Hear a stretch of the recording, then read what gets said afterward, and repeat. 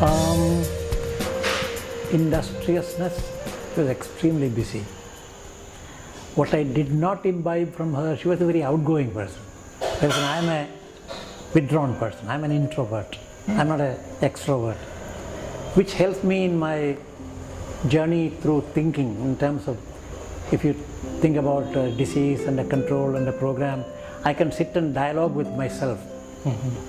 Okay. My wife is a very outgoing person. I'm a very introverted person. So, but industriousness, that she was extremely busy, and management, she managed a big household with a lot of land and agriculture, and we had rice and we had sugar cane, making jaggery, cows, okay, and unflustered management. Again, I have seen that, so I'm unflustered when it comes to any kinds of problem. Every problem can be solved. How about your father? How do you remember? My father was rather like me in the sense that very thinker, philosopher, idealist, giving freedom to children, teaching us responsibility. These are the values that I have also imbibed in my life. So these social justice issues, never hurting an animal. You know, kids pelt stones at garden lizard and frogs and anything that you can see. Never at home. We're all taught to respect all life forms. Very cultural in India. Never hurt anybody else's interest. So between your interest and other people's interest, if they come into conflict, the rule is other people's interest first. Okay? Those kind of value systems were homegrown. Today, I mean, my sons have imbibed a lot of that. But today... It's because you consciously teach them, or is it they observe you and they learn? You see your parents in action. You see how they respond to various circumstances, various occasions when they have to respond. So you learn that. You don't preach. Nobody learns from preaching. Children learn by seeing role models. True. How parents behave. So your father was church reverend. He was an English professor in the college, and so he never had the parish responsibility like most reverends do.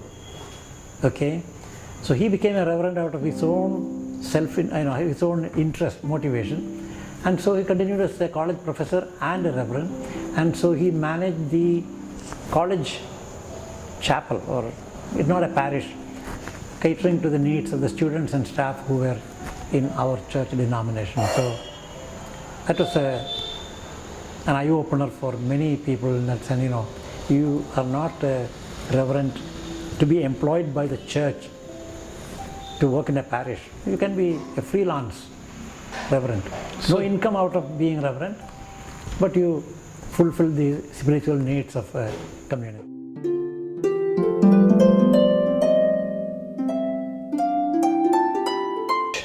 You see, there's a lot of difference between the cultural values of Christian religion and the cultural values of Hindu religion.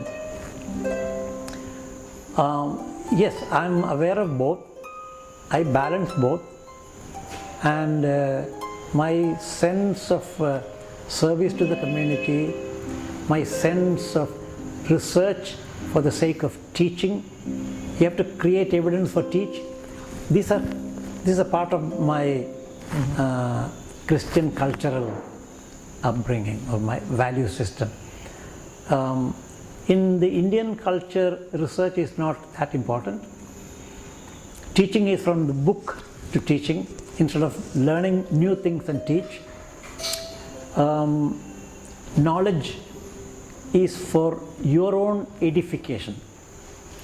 The more you know, the bigger you are, and you are satisfied with knowledge, and you don't have to share it with other people. Okay, whereas in our tradition, if you know something, you have to share with other people. So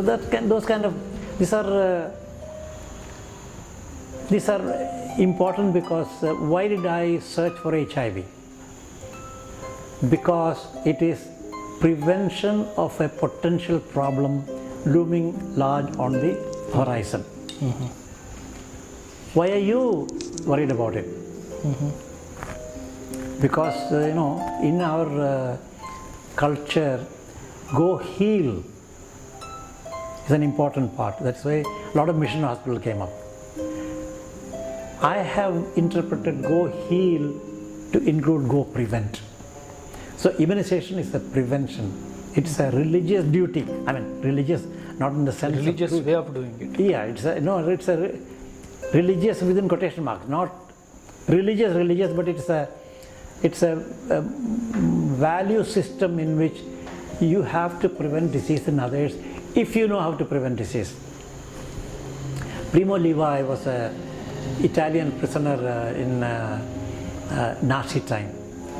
He wrote a lot of things, and one of the often quoted saying that he had is, if you see torment and if you do not prevent it, you become the tormentor. In other words, if you see disease and you knew you could have prevented it and you did not prevent, you have become the cause of that disease. Okay, so prevention and healing, you don't wait until people fall ill and then serve them by treatment.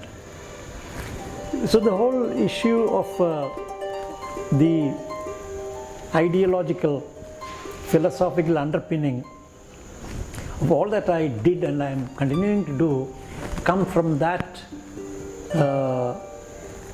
ideology that your calling is to heal, and to heal means to prevent and heal. You don't wait until people fall ill. So public health and epidemiology come natural to me. Okay.